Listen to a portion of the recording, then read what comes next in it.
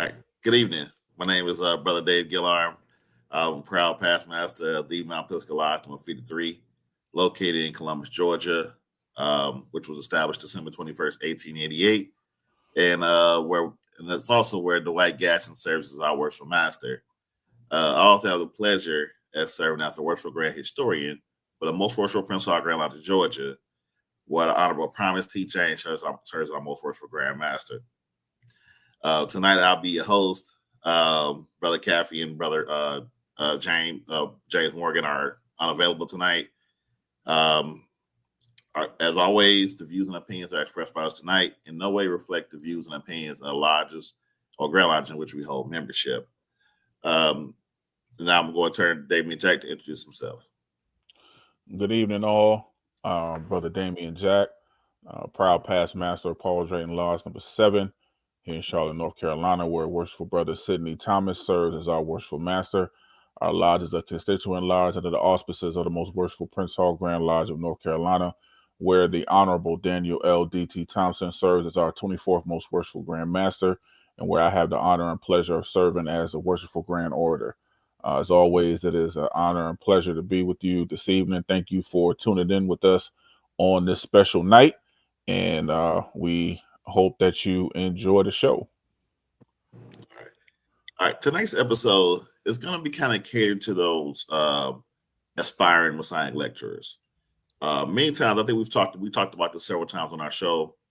You come to a meeting and you get kind of discouraged at times because it's all you hear is how much money you don't have. You get a bunch of tickets shoved in your face. But you come and you want to learn something about Masonry. Oftentimes, the lodges have brothers that are very capable of teaching, but don't know exactly how to get started. So this purpose of this episode is to help give you some tips on how do you start your journey on becoming a Masonic lecturer. So with that, we're going to turn it over to Brother Damien Jack to give us a presentation on that. All right. Well, let us go ahead and get started.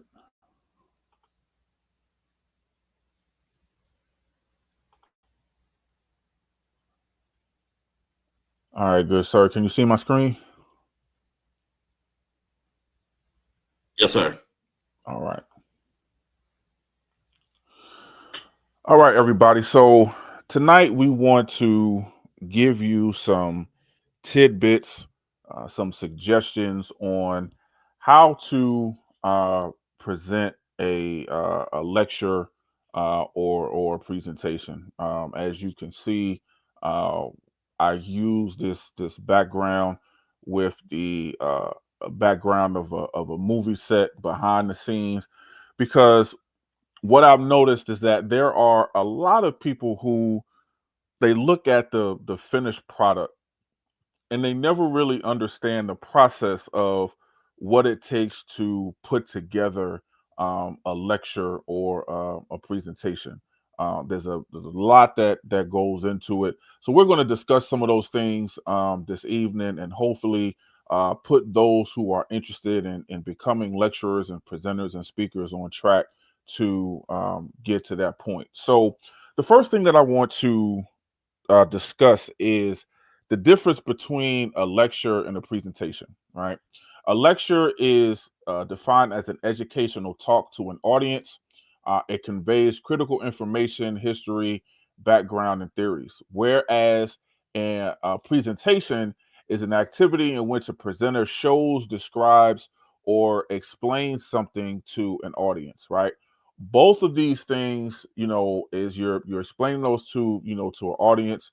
But of course, one is more of a talk, depending on how you bring forth the information, and also it deals with at times the length of time, as far as how long you have this lecture or presentation, right?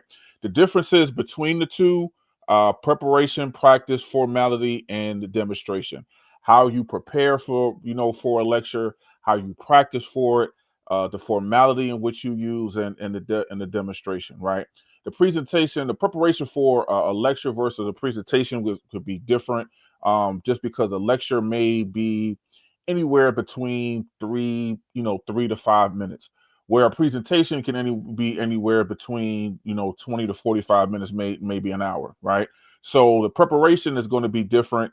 Then the practice is going to be different, depending on who your audience is going to be, and knowing the difference will determine the type of how you're going to formulate um, either the lecture or the presentation. Once again, you talk about time, you talk about the type of information, and then how you demonstrate. Again, when you look at a presentation, you're describing things. So there's different ways into bringing forth a presentation. So again, once you have this in mind, then you understand what you're actually doing. Or you're bringing forth a lecture, or are you bringing forth a presentation.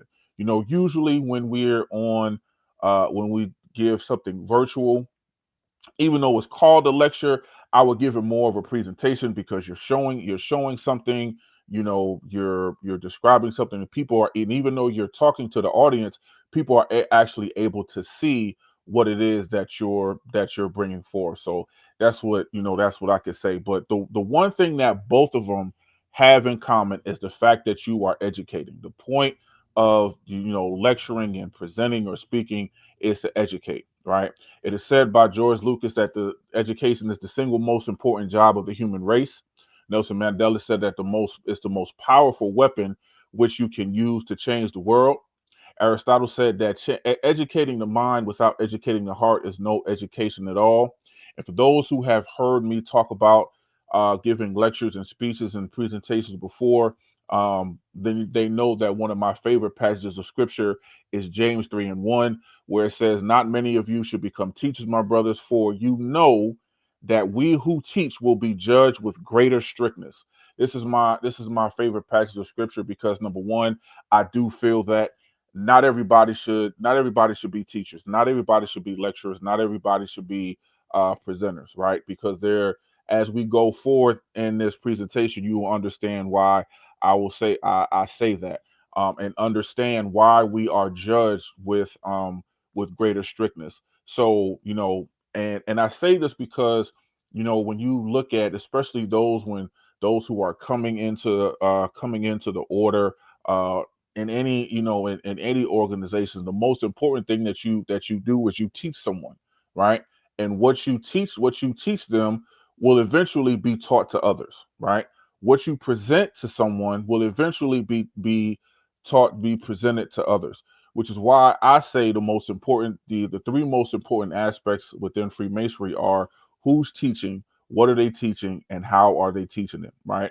And that goes into lecturing and presenting as well. So again, this is one of my favorite scriptures.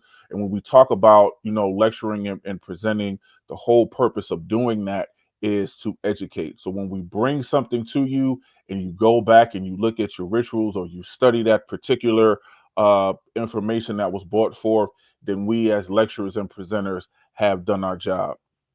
Now, again, we talk about formulating. Once which you decide to do, now you have to formulate this lecture or presentation. The definition of formulation is to create, devise, or express in a concise and systematic way, right? This is about developing. You want to make sure everything flows. You just don't want to go from one point into another, um and not have them coincide with each other, not have a smooth transition, right? They have to, it has to be able to gel, so that you can keep the attention of the audience. One of my favorite quote that I use for that is: "100 words put together to formulate an excuse will never provide a solution," right? So you can put something together and say a whole bunch of stuff, and it still comes up with nothing, right? So when you formulate something, when you get ready to develop something, to produce something, what is the result of, what do you want people to get out of what you're getting ready to present? what is the end result of that? What do you want people to take away from what you are trying to present to them, right? Because you're ingraining this in their mind. You're planting a seed. So what seed are you trying to plant? So if you just put up, a whole bunch of things together, and nothing comes from it, then not only have you wasted their time, but you've wasted your own, especially in the amount of time that it comes to produce these lectures and presentations. One of the most important things is you have to know your audience. You have to know your audience, right? You have to know who you are getting ready to go in front of and present this information to, right? It says that it requires wisdom to understand wisdom. The music is nothing if the audience is deaf. Think about that. Again, the music is nothing if the audience is deaf. So it requires wisdom to understand wisdom, right? How can you teach music to a deaf audience, is what the author of this quote is trying to say. Know your audience. This is one of my favorite pictures, a picture of the Apollo, right? For those of you who used to watch Showtime at the Apollo, it was a rough crowd. So you had to bring your A game. You know the audience that you're going in front of, right? So if your audience, it may be unaware of a particular piece of information that you're getting ready to impart upon them, how are you going to present it to them? How are you going to feed that to them, right? You wouldn't talk to an audience that likes fundraisers. You wouldn't talk to about community service, right? Know who your audience is. Know that before you choose the actual topic that you want to present to this particular audience. Now, when we understand that, you have to think about, well, what topics can we talk about? And there's various topics that you can bring up, right? You could talk about things within the order, and you could talk about things with outside of the order, right? Because since we are here to improve ourselves, right? Then it it it it could take more. It takes more than what we learned within the order, right, in order to improve ourselves. So there are certain things that we have to talk about outside of the order. So inside of the order, you could talk about historical information. You could talk about administrative information, which I think is very important. We could talk about ritualistic information, and then you could bring up esoteric information for those who want to get into esotericism, right? Then you can get into, have conversations about things that are non-Masonic, right? You could talk about finances. You can talk about health. You could talk about careers. For example, I have a lecture which I probably will renovate, a lecture that is titled "Are You Okay?" And what I do is, I actually talk about, with May, of course, May being Mental Health Awareness Month, I talk about, mental health, and how mental health affects us, especially with Black people and Black men and things of that nature, right? And so I incorporate the order into that, but I first talk about mental health and the importance of it, why we need to be aware of it, not just for others, but before ourselves, and how we can use the order to improve our mental health, because that's important, right? If we're going to talk about how to improve self, right, the mind is important, and we need to be mentally sharp. So these are just some things, some subjects that you can talk about, when it comes to lecturing and presenting. Now, how do we gather information? First thing you can do is ask questions, right? You have the five W's and the what and the one H: who, what, when, where, why, and how. I think the most important question, which will get your wheels turning, is the question why. Why do we do this? Why don't we do that? Why is this placed here? Why is this placed there? The question why, and finding out the answer why, will actually lead you down a rabbit hole to other things. So asking questions, asking the right questions, right? And then think about some, some sources. You can use your rituals, you use your dictionary, whatever volume of sacred law you choose to use. I use multiple volumes of sacred law whenever I give lectures, whether it's the Bible, the Quran, the Bhagavad Gita, the Tanakh, the sacred law, the Vedas.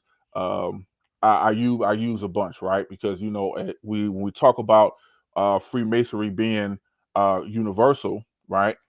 In order to show that it's universal, let's pull things from different volumes of sacred law to show the similarities within the different faiths, depending on the topic that I'm talking about, and then finding something relating to the audience, whether it be movies, music, quotes, books, things of that nature. Those that been around me know I like to use different types of movies, different quotes, things like that. Just this evening, this afternoon, I was attending the Thanksgiving service for the daughters, and the speaker, while she was giving her sermon, she she threw in there where them fans at, right? Just to keep the audience engaged, right? So just doing something to make sure that you relate to the audience and understand, knowing your audience, knowing who's going to be in the audience, because you want to make sure you keep their attention. And so this is part of getting, developing and formulating the information. Now that you have your information, you've developed it, you put the pieces in the right place. Now you're ready to present. Now you're ready to give the presentation. The quote that I put here is: make sure you have finished speaking before your audience has finished listening. I'll say that again: make sure you have finished speaking before your audience has finished listening, right? Keeping the attention of the audience, making sure that what you're presenting, number one, it is something that will grab their attention, but you want to be able to keep their attention. You want to be able to keep them engaged, keep their eyes on you. And I always use this particular scene from the Cosby Show, when Vanessa first brings Dabney home, right? They're meeting him. They find out, Cliff and Claire find out that Vanessa is engaged to Dabney, and Cliff goes and has this conversation and talks about, basically, it's not the fact that you've done anything wrong, as he's talking to Dabney, it's the way you present it. So he used this analogy. He asked him, what is your favorite food, right? What is your all-time favorite foods? He said, I could use a little a steak. I could have a steak. So he talked about having a porterhouse steak, right? Having some mushrooms and asparagus and things of that nature, right? Everything sounds good. So now he's going to get you. You got your steak, you got your mushrooms, you got your asparagus, but instead of putting it on the plate, he's going to take the top of a garbage can lid off of a trash can. He's going to put your steak, your mushrooms, your asparagus, and he's going to present it to him, right? Not very appealing, right? It's all in how you present yourself. And basically what he was saying was Vanessa had presented Dabness to them on a garbage can lid.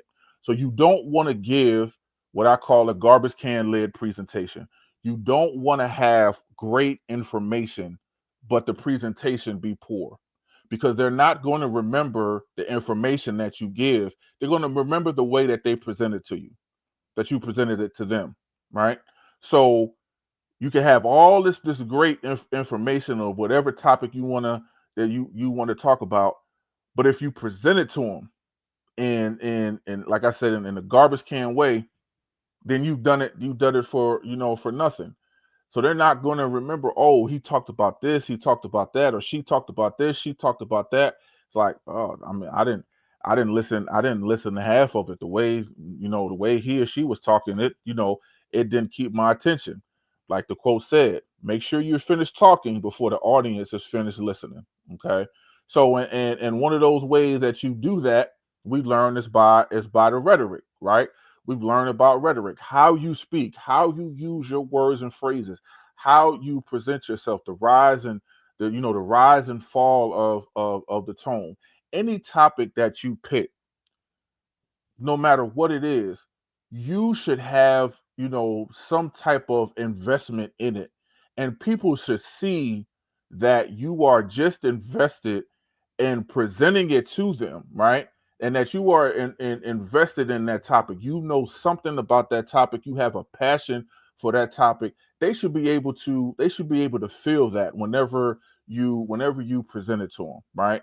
And they'll see that in the elegance of diction, how to properly enunciate your words, right? Talk properly. Talking properly is such an important aspect, because it gets to the point where, again, part of that garbage can lid presentation, you could have great information, but because you mispronounce this word, that word, so on and so forth, they're not going to remember they're not going to remember the information that you gave them. They're going to remember how you spoke. They're going to remember the words that you messed up, right? So practice, practice makes perfect. The last thing you want to do is have what I call the Allen Iverson syndrome. It's like we talking about practice. No, you need practice, right? Keep practicing, because you need to be an eloquent speaker, right? Because you're engaging both the mind and the heart. So the rhetoric is very important when we talk about presenting a lecture. Everybody who, if you haven't seen Ferris Bueller's Day Off, I question your childhood. But anyway, those who, if you remember Ben Stein, if you remember, when he was doing a roll call, right? Bueller, Bueller, Bueller, and you remember how he was monotone, right? And so while he's teaching the class, everybody is falling asleep. One student is popping gum, one is drooling, one is staring off into space, right? And so you don't want to have that. You don't want to be monotone. Again, that shows passion. Are you really interested in what you're presenting, or are you doing it for the sake of doing it, right? So again, having a different pitch, having different tones, depending on what you're talking about in your presentation and in your lecture, keeping them engaged. That's what's most important, right? So hold on, excuse, let me get past this. All right. So again, now when you give a presentation, and I gave this, especially if you are, whether you're presenting virtually, or whether you're presenting in person, right? You don't want to give what most worshipful Emmanuel Stanley of jurisdiction of Maryland calls death by PowerPoint, right? And so everyone, of course, especially since the pandemic, has used a PowerPoint in some form of fashion, right? But there's a proper way in doing so, right? So you don't want to have a poor use of overuse of the software. You don't want to have confusing graphics. Make sure, because as you learn of the five senses, people, what you see is important, and people can get lost in sight. So you, just like I'm presenting this now, when you see my PowerPoint presentation, just imagine if I'm sitting here talking about something that most worshipful Stanley talked about with death by PowerPoint, and instead of having a picture of him, I have a picture of who knows what I can have a picture of, right? And now your focus is not on the purpose of this slide. Your focus is on the graphic that has absolutely no correlation to what I'm talking about right now, right? So you want to make sure that, if you're going to use graphics, first of all, don't use too many. Second of all, make sure that it matches the purpose of that particular slide, right? You don't want to have, now, I'm not gonna lie, and I'm not gonna be a hypocrite. These next two, I'm still working on. He ain't through with me yet. Having too much text and reading every single word on multiple slides. Now, I will say that depending on what the quote is on, or if I use a passage of scripture, will I read it? I will. Or if I feel that I have the ability to um, give an overview or a summary of it and still have the scripture there, then I'll do so. But again, that goes into practice. That goes into practice, right? And that goes into that last part, a lack of practice of key points. Because if you practice and you have to practice what those key points, you don't have to write everything out. You can go ahead and say, okay, look at the book of so and so, chapter this, verse that, and then give an overview, and then talk about why you have it, as opposed to having everything, having all of it written there. Because once again, people are gonna get lost. So for those of you, like myself and others, when you use PowerPoint, these are some ways to make sure that you don't overdo it when you use a PowerPoint in your presentation. Also, what I do is, whenever I give a lecture or presentation, I treat everybody as if they have a short attention span, right? So my job will be, get in, give you the information, get out. While I have your attention, I'm gonna keep your attention span as for as long as I can, and then I get out, so that I don't overdo the information, right? I make sure I get my point across and I keep it moving, right? So, and I do that because, and as it goes on, a study showed in 2008 that our average attention span is about 12 seconds. Now, in the past 15 years, that has actually gone down from 12 seconds to 8 seconds on average, right?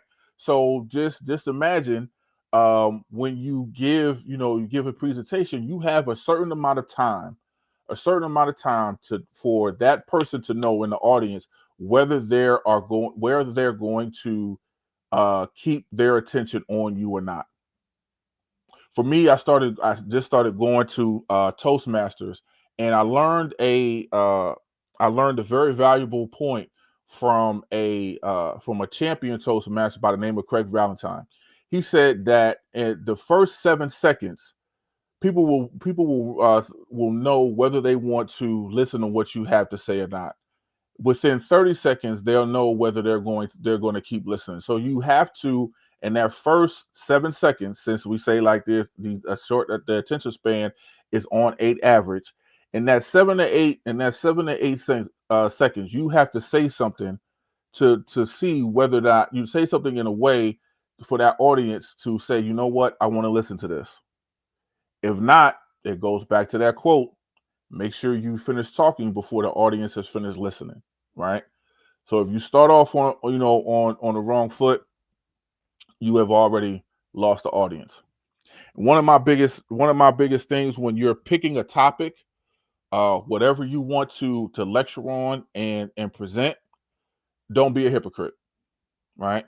I use this quote: if a preacher is not first preaching to himself, better that he falls on the steps of the pulpit and break his neck than preaches that sermon, right? Don't talk about a topic that you yourself don't adhere to, right? If you know that some of the things that we talked about, that I gave was like, looking at some of the non-Masonic, first of all, like health, finance, things of that nature. If you're not in the greatest health, or if you don't exercise like that, then don't talk about exercising, right? How do you expect people to listen, not only listen, but to carry out those things that you're presenting, if you yourself don't do it, right? That's why, for me, you will never see me talk about or give presentations on things that I myself either have not worked on, or not doing at all. because I feel like I'm a hypocrite. One of the biggest examples I like to use, it comes from a particular movie where it talked about the rapture, right? And so um, within this movie, the rapture has taken place, and in this scene, this daughter is looking for her, her mom, right? She never really believed in the rapture, but her mom was a devout believer, went to church and everything like that. And so goes to the church, and she finds the preacher, and the preacher tells her the rapture has happened. Those who believe, they've gone up to to God. They've disappeared, and everything. And so she gets ready to go, and she turns around and says, well, wait a minute, I don't understand. If this has happened, why are you still here? You being the preacher, why are you still here? And he said, I could say the words, and I could be as flamboyant as I want, on a Sunday. But if I didn't believe, saying those words meant absolutely nothing. Again, that's just like, formulating and presenting, right? So she didn't really believe him, and she gets ready to leave. And as she's leaving, the pastor says, I need you to listen to me. And she turns around and says, well, why should I listen to you when you didn't even listen to yourself? So again, that goes into not being a hypocrite. If you don't fully believe what you're getting ready to present, if you don't fully believe in the topic that you want to lecture on, don't give it. Because how can you expect someone to listen to you if you're not listening to yourself? Even if a topic that you're working on, be honest enough to say, you know what, these are some of the things that I'm working on. So I'm not just talking to you, I'm talking to myself, right? So when you're giving a lecture and everything, don't be a hypocrite. And one of the biggest things is the size of the audience does not matter. It doesn't matter. It doesn't matter if you're speaking to one person or if you're speaking to 1,000 people. Give that same energy. Give that same energy, right? Because you never know. As long as you reach that one, you've actually done your job, right? I've given I've given lectures to 300 or 400 people. I've given lectures to 5 to 10 people, but I give that same energy regardless of the size of the audience. You want to know why? Because they have given you, for those who have heard me speak before, they have given you the greatest gift that they could ever give you, which is their time, because it's something that they can't get back. So make their time worth it. Give them something to remember. Give them something to not only want to come back to, but to tell people about. Because guess what? They're going to talk about you either way, right? So you're either going to give a great presentation for them to come back, or you're going to give that garbage can led presentation, and people don't come back to hear you again or invite you to come back and speak. The size of the audience doesn't matter. Give that same energy no matter who is in the room. So now that I've given you these tips, my question to you is this. What is stopping you from lecturing or presenting? What is holding you back? What are some of the things that you are concerned with when it comes to giving a lecture or a presentation? One of the things that I found that people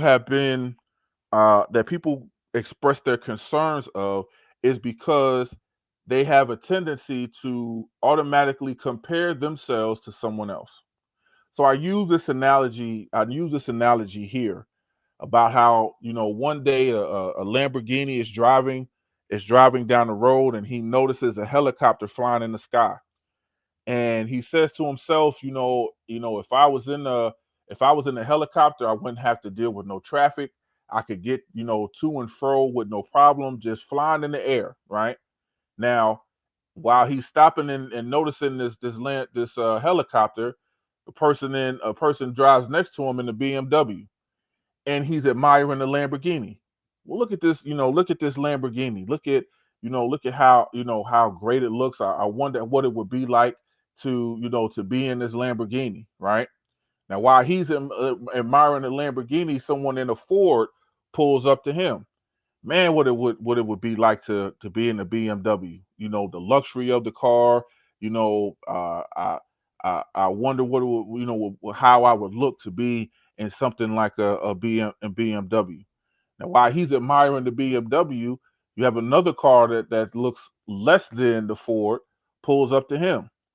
Man, what it would be like to be in this Ford. I could have good air conditioning. I could have I can have anti-lock brakes. I can have all of this that I don't have in this car. But while he's admiring the Ford, the person in the bike pulls up to him. Riding a bike is nice, but what happens if it rains and you need to get to where you got to go? So now the bike is looking, the person on the bike is looking at the car. It's like, man, it would be nice, to be in this car. I wouldn't have to worry about the weather. I could still get, to and fro and, not get my clothes wet and things of that nature. But now while he's admiring, the car, the person you see the person at the bus stop, and the person who's trying to get to work just missed the bus. Now I gotta walk. Man, but if I had a bike, I wouldn't have to worry about catching the bus. I could go ahead, I could leave and get to work and not have to worry about the hustle and bustle and making sure I catch the bus. Now, while all of them are complaining and comparing themselves to what they don't have, right? You got a young man on the balcony noticing all of these things, and he's in a wheelchair and he's watching the person who missed the bus walk away angry. And he says, man, I wonder why he's walking away angry and what I would give to be in his shoes. What am I trying to say? You have people you have people in the biggest detriment that you have to yourself is when you compare yourself to someone else, right? Some people will look at a Dave Gillarm and look at Dave Gillarm as being a helicopter. Because if you listen to how Dave tells stories when it comes to history, he's an outstanding storyteller. But guess what? Just because you see him as a helicopter, somebody sees you as a BMW. Somebody sees you as a Lamborghini, right? Somebody is looking at you and how you present in your own way and saying, "Wow, I want to know how he does this. I want to know how she does this because she is great in the way that they do it." Your biggest detriment is when you compare yourself to somebody else. Me, I compared my helicopter was Brother Charles Harper. I remember a few years ago during the pandemic, I was invited to give a virtual lecture for a lodge in the jurisdiction of Illinois. And right before that, Charles Harper went on before me. And I'm watching the way he gives his lectures. I'm watching how he's using YouTube clips. I'm watching how he's putting certain things together. And I'm thinking to myself, I got to come after that. He was my helicopter. But I realized that those who invited me to speak to them, I was their Lamborghini, right?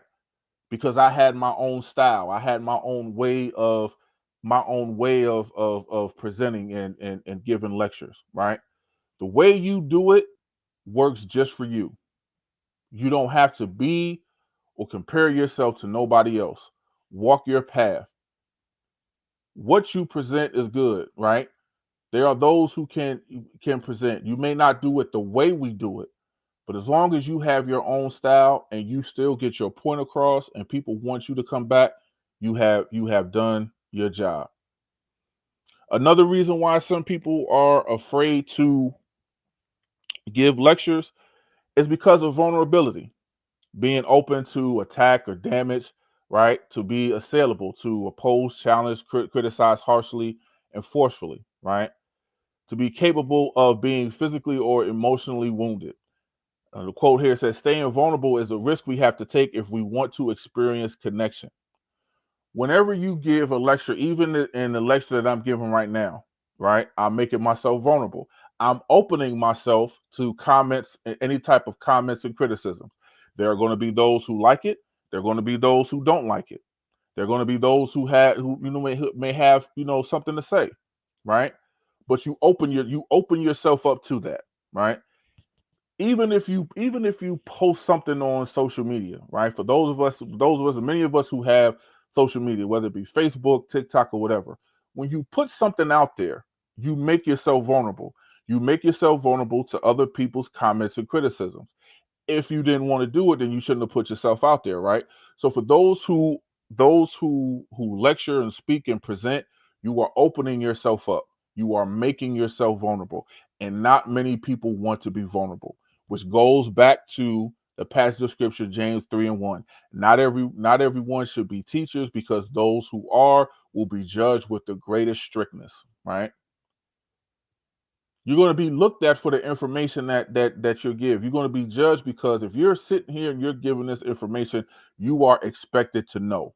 You are expected to have that knowledge of whatever topic you bring forward. And you open yourself to, again, critiques and criticisms. Can you handle that? Are you okay to handle the bumps and blows of that, and to keep moving, right? And some can't handle it, which is why they're not. But I say to you, do not be afraid to open yourselves, because again, it is a risk. But if you want to experience connection, if you want to look at different perspectives, if you want to gain understanding, for as Proverbs 4:7 says, wisdom is the principal thing, therefore get wisdom, and in all thy getting, get understanding. If you want to have understanding, you have to open yourself up. Do not be afraid to be vulnerable. That is a major factor that comes into lecturing and presenting. Finally, I leave you with this. Do not take spotlight criticism from those who only have a spectator mentality. Let me say that again. Do not take spotlight criticism from those who only have a spectator mentality. Everyone is going to have an opinion, right? Everyone is going to have something to say, but consider the source. I remember on a particular St. John's Day, I'm watching a young man be the master of ceremonies. I'm watching as he's messing up a couple of names, and he's getting certain things wrong, and I'm hearing a little bit of chatter, and I found myself even saying, well, why is he not getting that right? And then I had to stop myself, because I know what it's like to be in the spotlight. I know what it's like to be up on that stage and to have people look at you, right? I know what it's like to mess something up, and to hear the snickers come into the crowd. So how am I sitting here judging this young man when he said, pardon me, this is my first time doing this, right? Trial and error.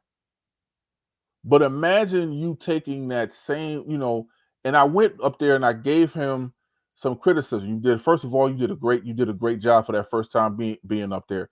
Let me help you improve on these things, right? But then imagine those who have never been in that spotlight. All they've done is sat and spectate.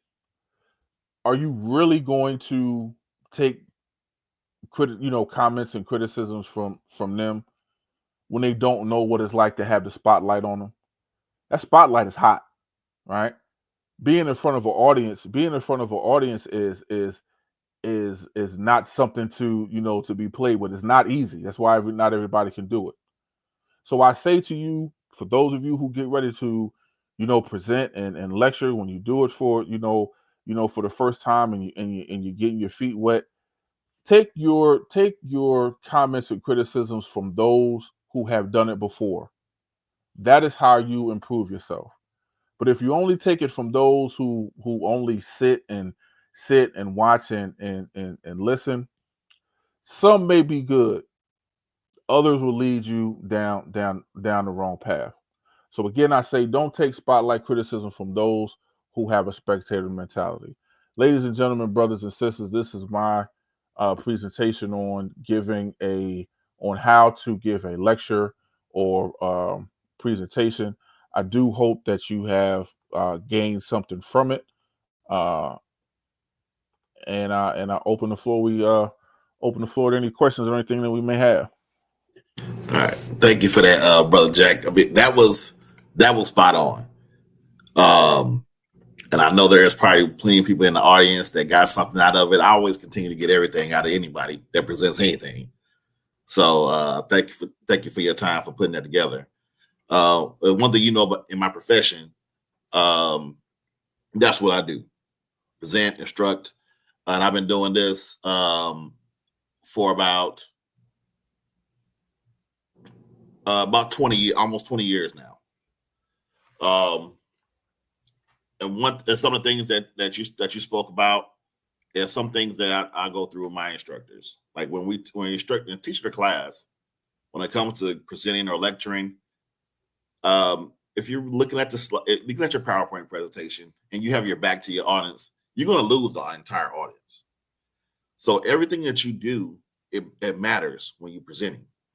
So if you're reading every single word, like I tell my instructors, that you might as well just give the students the PowerPoint presentation and let them do it themselves, because they're not going to get anything out of that if you're just reading every single thing to them. So your engagement with your audience is very important as well. And as it's talked about, Damien, you're having your energy, and they can pick up on that. If you're using the same tone of voice, if you don't show any type of enthusiasm, you're gonna lose your audience, and you can have the greatest presentation in the world, and not a single person is gonna be able to hear it. That's true. So one thing you talked about was preparation. One thing that I do in my preparation, I look at in my terms, I'll call it the terminal learning objective. What do I hope to overall achieve by this presentation?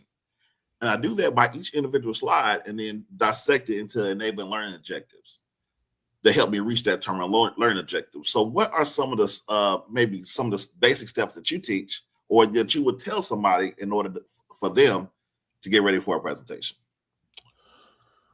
I think first and foremost, I think the greatest topics that I've ever come up with when it comes to lectures have come through casual conversation, right? Mm, Um, you and I can, sit here and talk, and you give your perspective on something, I give my perspective on something, and the light bulb goes off, and then it makes me again start to ask those questions, right?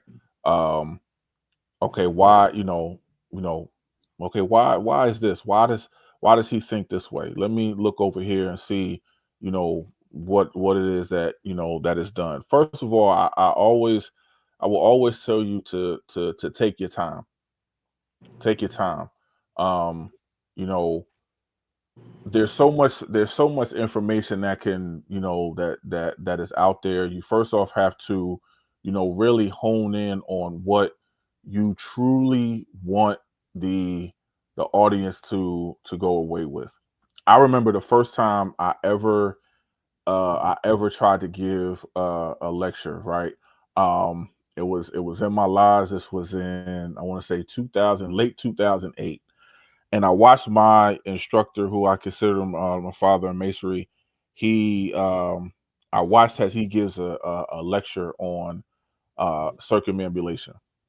So I said, you know what?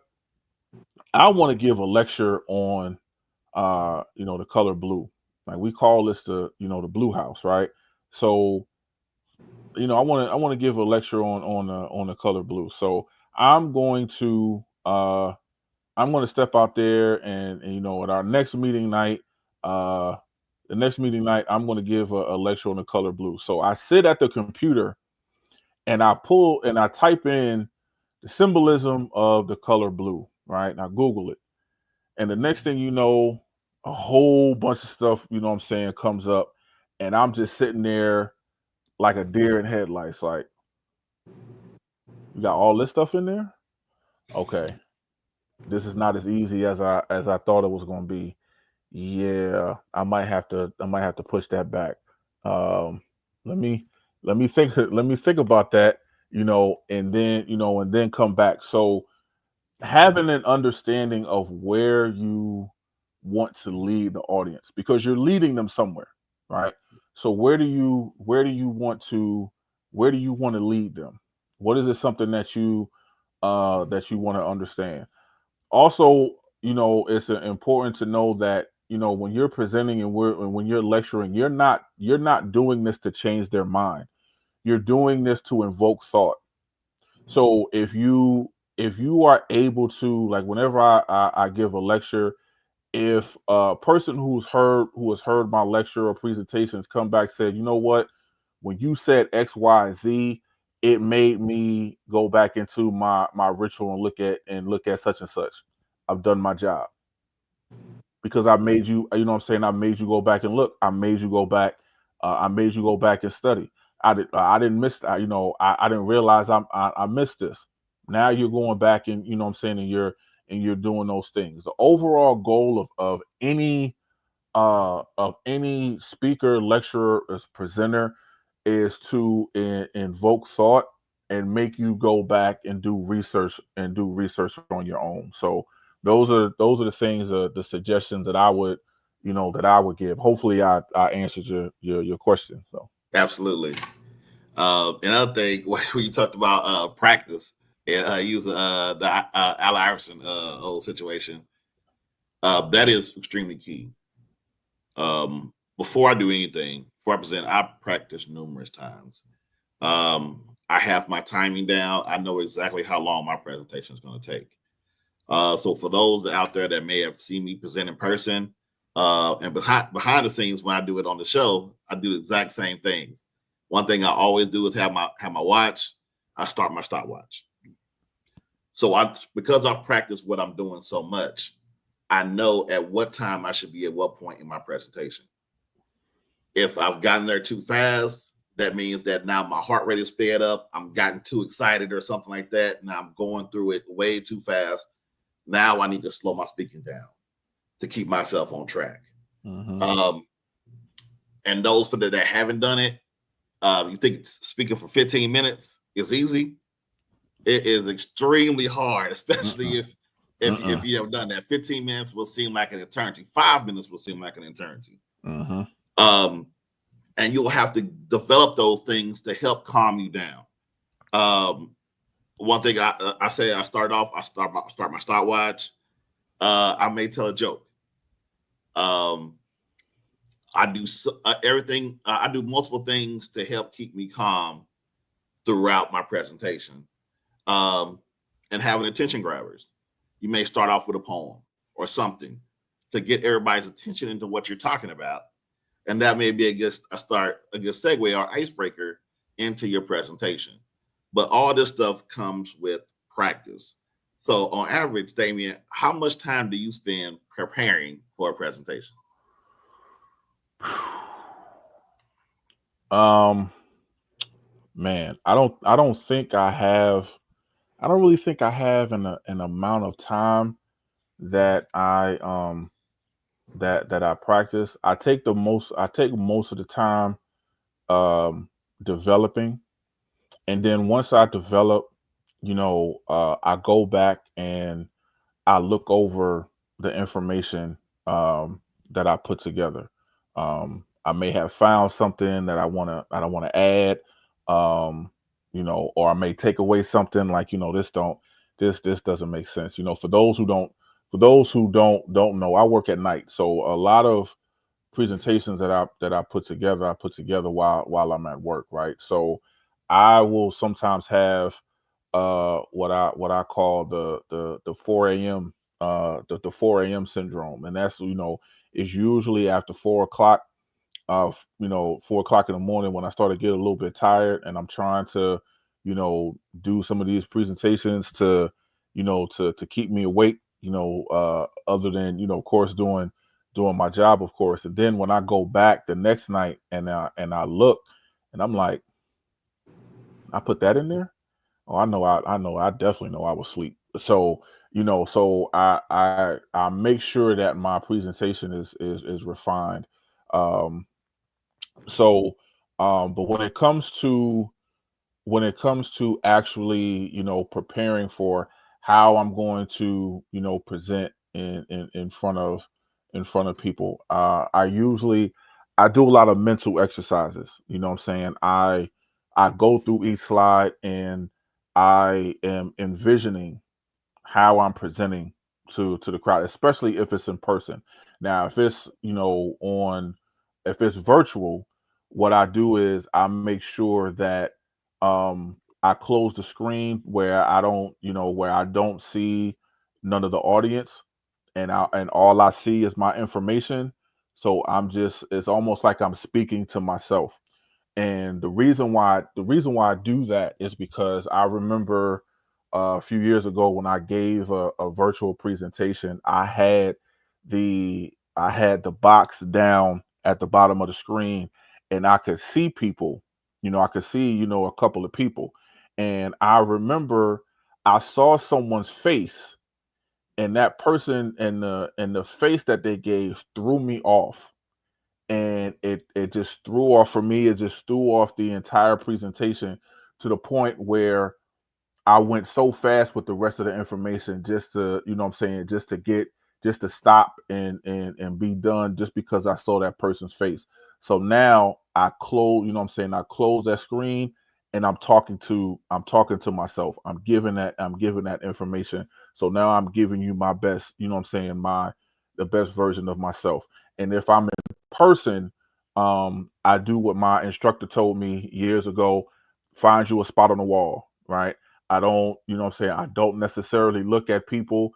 If I happen to catch a glance, if I see a head nod, okay, cool, I'm going in the right direction. Let me go ahead and keep that going. But I normally don't look at the audience too much because for me, it kind of throws me off. So I just, make sure that I look at the information. I'm going, I'm, doing what I need to do. And if I hear, the occasional, yep, I know that one. I'm like, okay, I still got them. Let me keep going. So that's usually my practice mode. All right. Thank you for that, Brother Jack. I think now we can probably go to some audience questions. Yeah, we could. First off, we want to give a shout out to one of our avid watchers, most worshipful, Shelton Prescott, jurisdiction of New Jersey. He said, "Great lecturing demands a lifelong commitment to growth and continuous improvement. The best are perpetual learners, always seeking ways to enhance their craft. Great show." And he first of all shout out to most worshipful Prescott. And he's right. Those who are lecturers and presenters, you are always learning. You are always learning. You never stop. You never stop learning. I give a tidbit. I had called and fussed Dave out um a couple weeks ago, because as I'm getting ready for a presentation, matter of fact, for most worshipful Prescott, um I'm looking up some information, and one of if those if you know Dave, one of Dave's favorite Prince Hall Masons is most worshipful John Wesley Dobbs of the jurisdiction of Georgia, right? There's nothing that Dave can't tell you about past Grandmaster Dobbs. So I sat there and I found out some information, which I'm pretty sure he might have told me, earlier, but in doing this particular, presentation, it forced me to look up some things. And I called Dave and I fussed him out. And I said, Dave, how come you didn't tell me that? He's like, well, I told you that a while. No, no, you may have told me that a while ago, sir. But right now, I'm just now finding out. So I still blame you. it's all your fault. But yeah, you are always learning. Always learning. That's something that you should always do. I will definitely give you that. Also, we're gonna do back to back another one of our avid watchers, Sister Christine Hackett. She said, "I agree. Presentation is everything." Um, she talked about the um, you know black and proficiency and things of that nature, and that's one thing that I will agree with. When you're doing initiations, right? Whenever you're doing initiations, whenever you're doing last sad rites, that's a presentation. How do you want to present that to to those who are coming in, right? How do you want to present yourself? How do you want to how do you want them to see you? Because remember, the one thing that we said, that you're impressing something upon their minds, right? So what do you want to impress? I'm a very avid um believer in doing the last sad rites with, what I'm saying, with no book, because that's usually the first time that a family sees Masons in public, right? And so I'm one of those where, even if you have to read it, do it with some type of passion. How are you going to present? Because remember, the family is going to see, like, okay, this is what they invested their time in. So how are you going to present yourself? You know what I mean? So that's one of the things that I agree with. I'm gonna ask you this question for you, Dave. Does a lecturer have to work harder to keep the attention of his audience these days? I feel we may be dealing with folks who are less interested in deeper aspects of masonry. This is from David Jones. Okay. I think a lecturer has to work hard to keep the attentions of his audience at any point in time. I don't think it's just nowadays. Um, and as Damien pointed out in his presentation, you have to know your audience. So you have to ensure that what you're lecturing on or what you're presenting is something that they actually want to hear. If you say, like, if they only interested in community service and you're talking about fundraising, they're not going to be listening to you.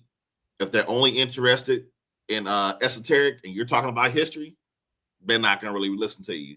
So I think the work that you have to put in is determining what your audience actually wants to listen to. Brother Jack? I agree. I agree. I don't necessarily think that it's hard. I don't think you have to work harder to keep the attention of um of the audience. Again, I just think you have to make sure that what you are bringing forth is, think about, if you were in the audience, what I'm saying, is this something that would keep your attention? You know, is this something that you would want to listen to? And and if not, would you put it in there? You know, um, as far as not being interested in learning, as far as the deeper things, one of the quotes that I like to use is, when a student is ready, a teacher will appear. Right? You can't force feed information. You can't do that. You'll definitely lose attention if you try to force feed. What I try to do, and I don't think, Dave, I ever told you this. So I have a group of brothers who have given me the nickname Teaspoon, right? Because they feel like when I give lectures, like I'm giving it to you in small doses. But I feel like, I think you need to, especially when you give new information. Like, you're not going to feed a baby steak, right? You know what I'm saying? You have to grow to that. You have to grow to that point. So if you give, small pieces of information to keep them engaged, keep them coming back, keep them wanting more. And, when you do that, it you're not overloading them with information. Some of it is still going to be a lot, but they'll still come back and say, okay, this is what I've learned, let me look at this. And again, it's about provoking thought and making you move forward. So what I just said is actually a segue to this question. I'll ask you this, Dave. Chris Wheatley asks, can too much info be detrimental to keeping the audience attention? 100%. It can absolutely, you will absolutely lose everybody. Um, sometimes you have, especially if you're experienced lecturer or presenter, um, you'll have all this information, and it's great to you, and it might be great to other nerds that look like you. Like, I get called a nerd all the time, but you can't really talk about so much in depth, like the show that we did on Royal and Select. Mm-hmm. There was a lot of stuff that we could have included in that, but when you start including too much information, you done lost them. Yep. Plus, especially if you're introducing a new subject to them, and you're going to overwhelm them, and they're just going to turn it off. So, absolutely, too much information will be detrimental to your presentation. I agree. Like I said, that short attention span, give them enough, but not too much, and you yourself have to know when is enough. I mean, there's certain topics you can talk about all day, right? But you kind of want to give enough, leave them hanging, leave them wanting more, right? So, even if you just give the basics, there's certain aspects where even giving the basics is just vast, right? So just give them a little bit, again, enough to keep their attention, keep them engaged, and keep them to want to, make them want to research themselves. That's something that, I think, once you do that, you can do a continuation of it, you know, but you should always have a stopping point and know what your stopping point is. Okay, I'm gonna stop right here. We'll catch this up a later time. You can do a multiple series, um if the audience likes it enough. But to give everything at one time, yeah, you'll end up, definitely losing the audience. David Jones has another question. In light of what was said about not many becoming teachers, what are 3 qualifications of a good lecturer? 3 qualifications of a good lecturer. Knowing your material, being a confident speaker, and being humble enough to accept criticism. Mm. I think those are 3 things, because if you get into a presentation and you don't even know what you're talking about, and you're staring at the screen the entire time, reading it, or looking at a paper and reading this, you got your head down, not engaging the crowd or whatever, now you're going to lose everybody. Um, and then being confident when you're speaking, people can tell when you're on board, when you believe in what you're saying. And then afterwards, not everything that you present is not going to be a home run. Um, there's going to be things that you could rehearse 10, 11, 15,000 times, and you're going to miss something. And being humble enough to accept that when somebody says, "Hey, I think that you could explain this different way. You kind of lost me at this point. Um, I think this would be better if you add this," and being humble enough to accept that criticism. That will Mhm. definitely make you a better lecturer. I definitely agree on that, especially if you're going to do a presentation more than once.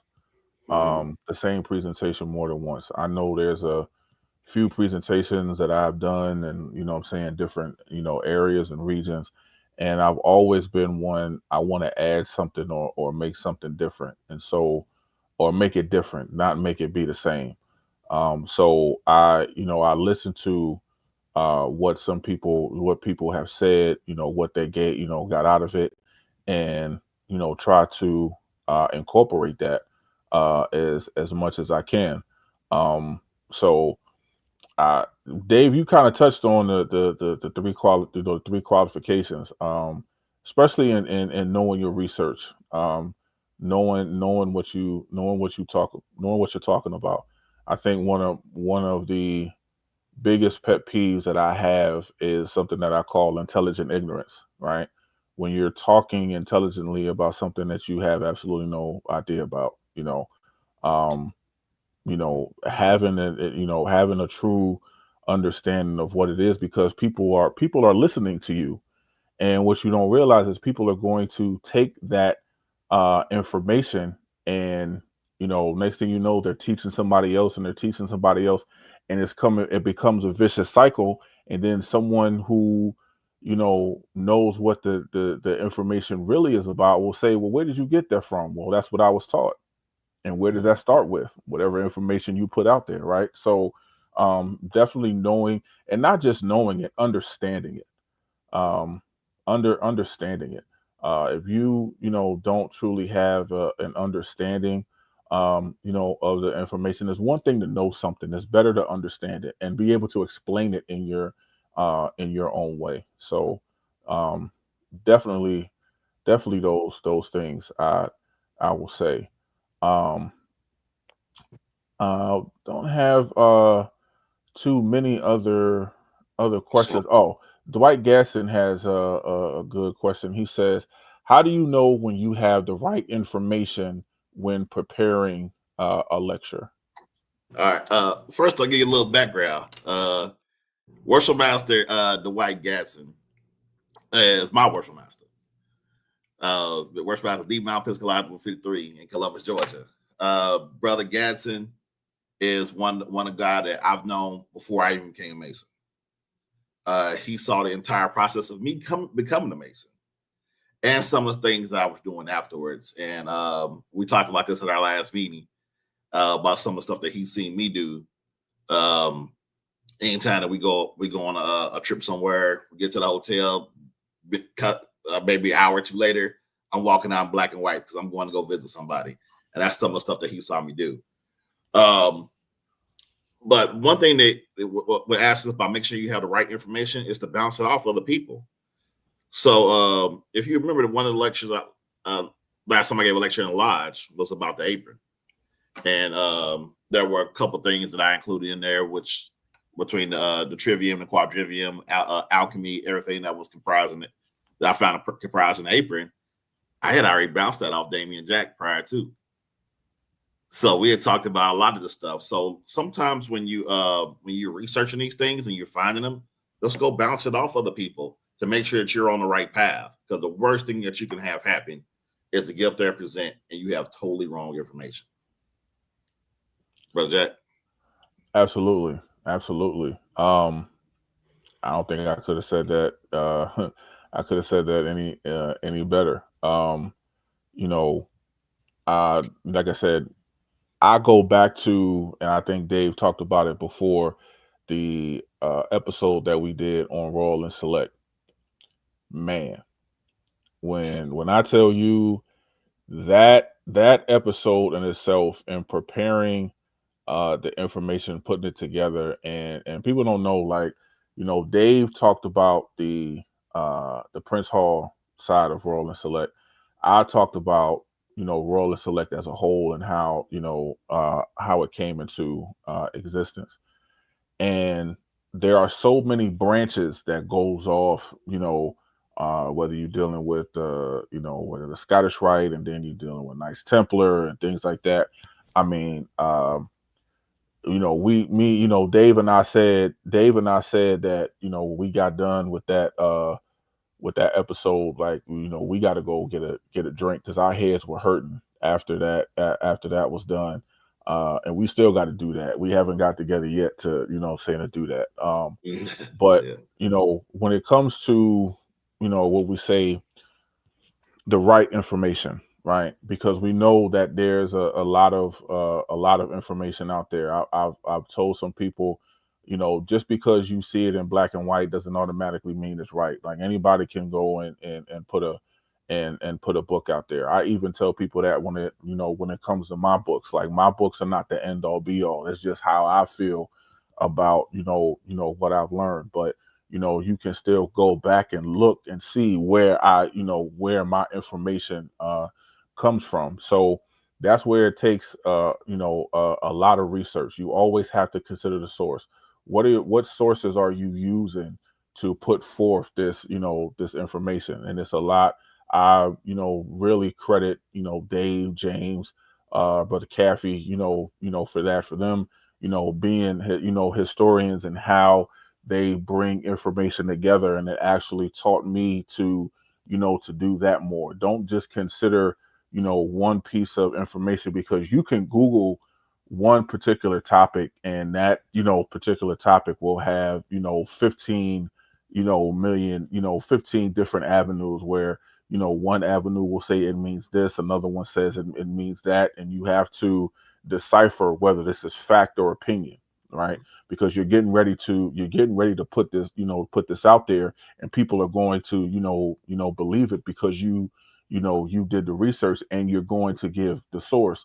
So you want to make sure that what you're putting out there is accurate enough, have enough, you know even when, now, naturally, I'm not a person that uses, I will never tell you that, oh, I got my sources from Wikipedia, right?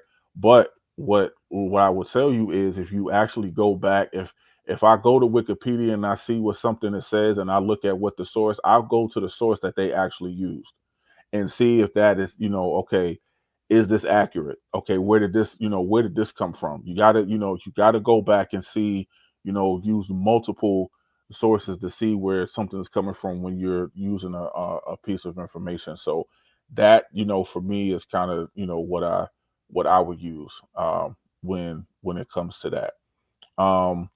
One last question, Dave. It comes from Courtney Boss. He said, "I think I read in Mackey's it says it is better not to have a lecturer versus having a bad lecturer. How do you see that?" Oh, that's 100% true. Brother, those that don't know, Brother Boss or Past Master Boss is the Grand Lecturer of the Most Worshipful Prince Hall Grand Lodge of Alaska. Amazing brother I've known for years. Go way back when he was Worship Master. So yeah, he's an amazing brother. Yeah, it's definitely better to not have a lecturer or not have a lecture at all versus somebody that's getting up there just saying whatever nonsense they feel like want to come out of their mouth. Same thing applies to any other religion. It's better to have no preach at all than to have a lying preacher in the pulpit. Hmm. So yeah, that's definitely spot on, brother Jack. I mean, I don't think anything else, needs to be said. It kind of reminds me of one of my favorite scenes in the in the Five Heartbeats, when they singing nights like this. He said, either we gonna do it right, or we're not gonna do it at all, right? And I mean, that's you know that's just that's just what it is. Because again, you know you have to understand that when you're lecturing, when you're teaching, when you're speaking, when you're presenting, um you have the attention of the audience, and people are going to remember something, right? And um whatever they remember, that's what they're going to move forward, right? I give you an example. We was just I was just given a lecture on the Scottish Rite, and there's a quote that I use from a good brother in the Orient of Alabama. He says, his name is Damian Green, and one thing that he said, that I use in his quote, he says, like, before we can understand the regeneration, we have to first admit to our role in the destruction.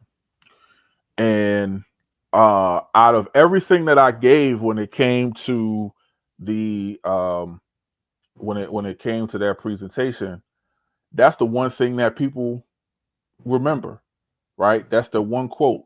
And so I've had people again ask me for that quote. Like, can you say that, can you say that again? Like, wow, because that takes self-reflection, right? You have to first admit to your role in the destruction. Like, wow, so now let's talk about that. Now, how to talk about that? Now, what did I just do? I provoked thought, right? Actually, this brother provoked thought, which made me use the quote, and he knows I use this quote a lot. And so, and in doing that, it engages conversation. Again, it makes you research, and it makes you it makes you better in whatever field, whatever field that you're in. So if you're not invoking thought, if you're not inspiring people to go out and do research, then yeah, it's better to not have a lecture than to have a bad one. So I definitely agree with that. Definitely agree with that. And I know you're ready to wrap this up, but definitely got one brother definitely want to give flowers while he's still around. That's Past Master J. Malcolm Free, Past Master Sterling Ontario Lodge number 10, the most worshipful Prince Hall Lodge of Alaska. He also serves as our Grand Generalissimo for Final Frontier Grand Commandery, jurisdiction of Alaska. Man, this brother, he lectures, he presents all the time. He always teaches, and anytime he does anything, you can see the passion in what he's talking about. He could be talking about a toothpick or a piece of paper, and he's going to be extremely passionate about what he's telling you about that toothpick or that piece of paper. This is a brother that's an outstanding teacher, the one who does it on a regular basis, and he is definitely an asset to Masonry. And I just want to give him this flowers while he can still smell. Absolutely, absolutely. Yeah. Now, before we end, again, we're getting ready to end. Normally, we don't end the Prince Hall think tank in controversy, but there might be a little bit of controversy tonight. Might be a little bit. I want to prepare you, Dave. I want to prepare you. I'm just gonna put it out there. And see, when I saw that, I was like, man, let's go ahead and just ban him from the chat permanently. I had to look like, hold on, did I just see this? I can't believe you came and being disrespectful like that. You might as well just slap me in public. we don't tolerate that type of talk around here. You saw what happened. Nobody thought that we were going to win that Celtics series. Nobody had any faith that nobody even thought we was going to make the playoffs. Absolutely. And now here we are in the Eastern Conference Finals. I had to do it. I had to do it. I had to do it. We haven't talked about we haven't talked about the Knicks in a while, so I had to do it. But definitely shout out to the Knicks. We was talking about this before we started the show. It's going to be a great series, and I know Dave is riding high. I had to thank Dave. I didn't think Dave was going to make it, especially after Game 6. I thought he was still going to be celebrating, but absolutely. So as we get ready to end the show, of course, I want to thank the audience. We were a little over 60 strong tonight. As always, I thank you for the greatest gift that you could ever give us, which is your time, because that's something that you cannot get back. I do pray that with this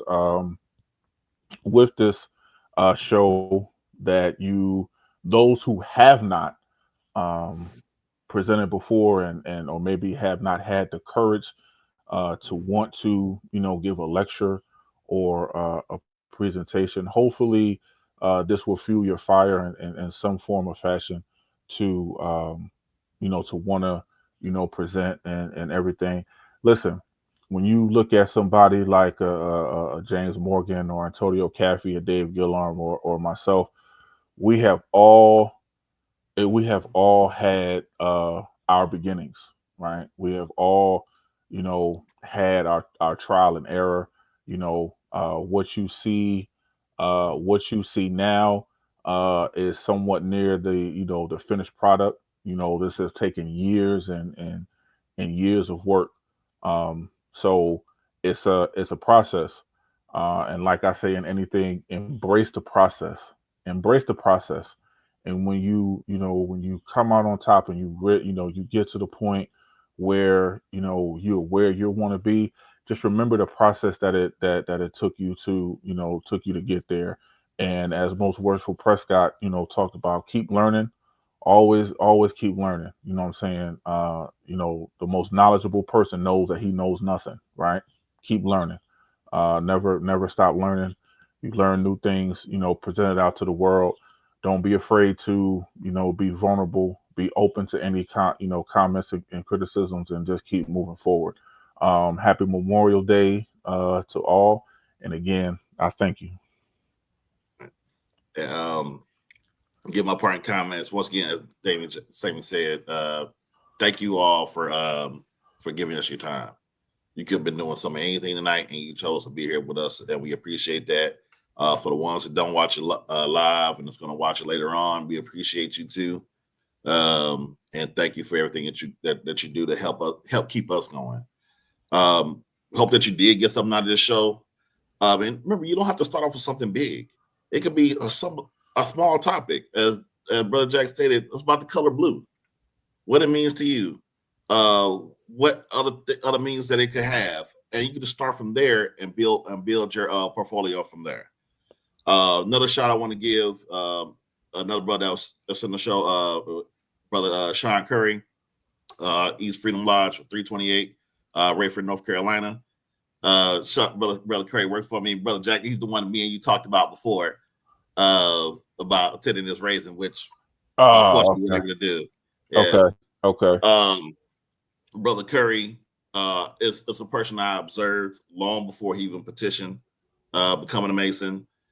I saw the changes that he made in his life to become a better man, and I was honored to vouch for him. And now he works with me. So, and everybody knows that you work with me. There's one thing that you're going to have to do when you pack your clothes for work and everything. Go ahead and pack them black and whites too, because we're going to go visit somebody. And that's what we do every time we hit the road. We was just in Washington State. Got to visit his first lodge outside of his jurisdiction, which was a pretty dope thing. And he also was watching the Prince Hall think tank long before he actually petitioned a lodge. So, it kind of makes you feel some type of way that what we're doing kind of matters. And lastly, y'all already know. Y'all already know what this is coming. This NBA finals that we about to watch, this Eastern and Western Conference finals, is basically all Knicks finals. You have Obi Toppin for the Pacers that were just playing for the Knicks. You have Julius Randle, who was just last season playing for us, and Isaiah Hartenstein. So this is all a Knicks finals. So no matter who, no, it ain't gonna matter. No matter who wins, we gonna win. The New York Knickerbockers are gonna win this NBA finals, and you heard it here first. Me and Stephen A. Talked earlier, and we agree on this. So with that, man, we just thank you all for your time, and we look forward to seeing you all next month. Have a good night. Peace, y'all.